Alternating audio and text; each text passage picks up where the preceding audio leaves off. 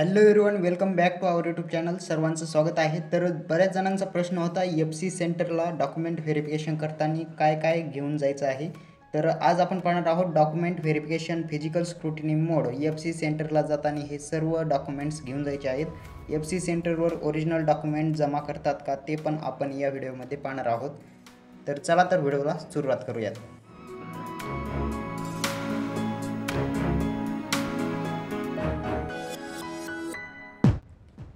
तर अगोदर पाहूयात काय काय घेऊन जायचं आहे FC सेंटरला.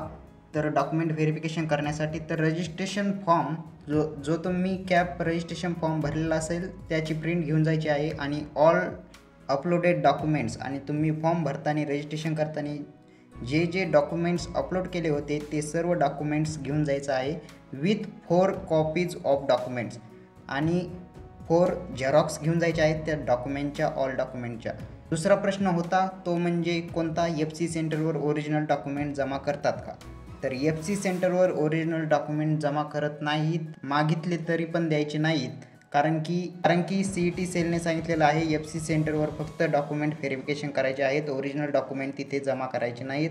मागत असतील तरीही द्यायचे नाहीत, फक्त त्यांना व्हेरीफाय करण्यासाठी दाखवायचे आहेत FC सेंटरवर ओरिजिनल डॉक्युमेंट्स आणि तिथे झेरॉक्स सबमिट करायचे आहेत. ओरिजिनल डॉक्युमेंट्स वापस घेऊन यायचं आहे माघारी. तर चॅनलवर नवीन असाल तर चॅनलला सबस्क्राईब आणि व्हिडिओला लाईक करा. Thanks for watching this video.